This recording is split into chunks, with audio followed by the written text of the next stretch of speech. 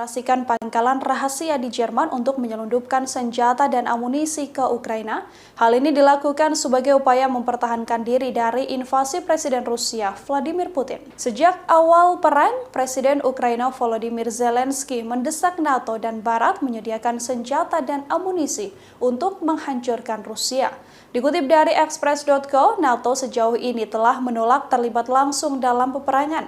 Namun rupanya NATO diam-diam telah mengoperasikan pangkalan rahasia yang menjadi pusat logistik. Pangkalan rahasia yang digunakan di Stuttgart ini menjadi pusat operasional logistik yang dikirimkan ke wilayah Kiev. Lebih dari 100 tentara dari 14 negara berperan dalam misi tersebut. Misi ini dipimpin oleh seorang perwira senior Inggris yang menjadi penjamin keamanan operasi. Pria bernama Brigadir Chris King ini merasa bahwa pangkalan rahasia logistik dibangun untuk menghindari konflik masa depan. King juga mengatakan bahwa misi tersebut dilakukan untuk jangka panjang.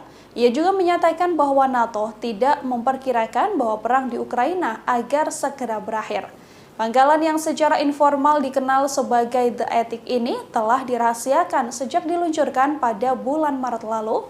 Karena sifat logistik yang sensitif, maka tim personal yang bekerja di tempat tersebut harus tetap waspada saat berkomunikasi untuk menghindari penyadapan intelijen Rusia yang mendengarkan rencana tersebut. Komunikasi juga dipertahankan dengan personil Ukraina yang menginformasikan pangkalan tersebut mengenai kebutuhan yang diperlukan. Dengan adanya pangkalan ini, maka mitra NATO bisa mengirimkan peralatan sesuai dengan keinginan perang. Peralatan dikirim ke Ukraina melalui udara, laut, dan kereta api menggunakan beberapa rute rahasia ke negara tersebut.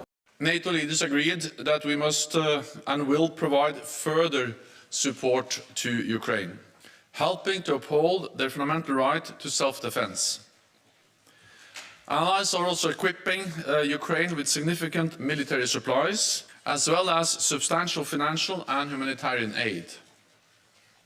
Today, we agreed to do more.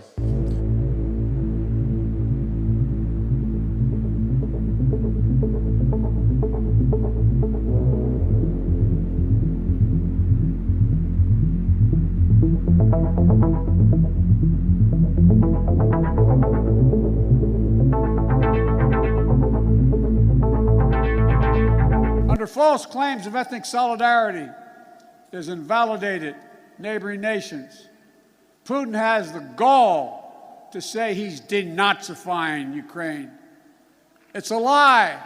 It's just cynical. He knows that. And it's also obscene. President Zelensky was democratically elected. Terima kasih sudah nonton. Jangan lupa like, subscribe, dan share ya.